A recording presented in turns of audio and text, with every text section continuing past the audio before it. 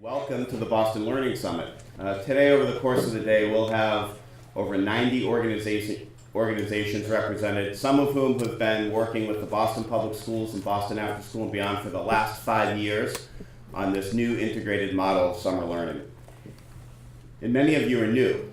And just as a quick refresher, we've come a long way when some people in town had an idea that what if we took the best of schools and the best of the out-of-school time community and joined forces to create really enriching, engaging, and academically focused summer programs for kids.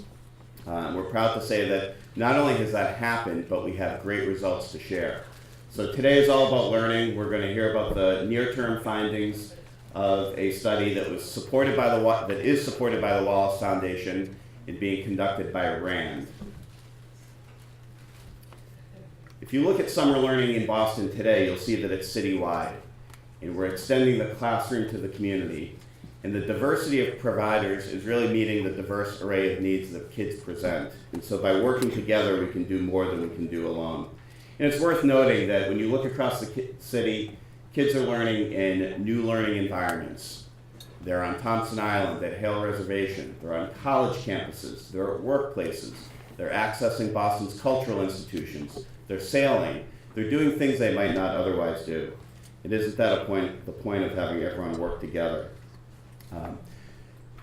So this slide shows just about everyone who's in the room. Our goal today is to need a new slide for this. We want to bring in more organizations into this learning community so that we're learning lessons from one another, knowing where we excel and where we can improve, not only as individual organizations, but as a city as a whole. And we're just getting started. There's new work ahead on summer learning. In addition to focusing on very specific student groups, off-track high school students, English language learners, early learners, middle school youth, we're also trying to add to the research base in several areas. So we're going to do a study on STEM this summer, looking at the intersection of STEM and engagement in learning. We'll continue the work on common measures so that we can see what's working and what's not. We'll continue to focus on how the skills such as critical thinking, collaboration, perseverance, which can be developed in great summer programs, will pay off in college readiness and college persistence and success. And finally, we're looking at a new credential called badging, which we'll explore this summer. We want to learn more from you about how we can be helpful to you. So you'll see in your packet a brochure on the Summer Insight Center. This is a forthcoming resource that captures all the data we have from working together, including the RAND data, which you'll hear today. We want to hear from you. What else would be helpful? How would it be helpful to see it? How would you engage with the material? So this is a very active discussion, and we invite your input, not only today, but over the next several weeks.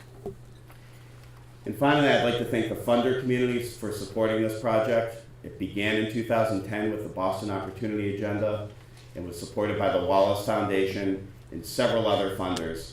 And they're really showing what a big difference philanthropy can make when it invests directly in kids and also in the research necessary to support it. So we wouldn't be here today without these funders.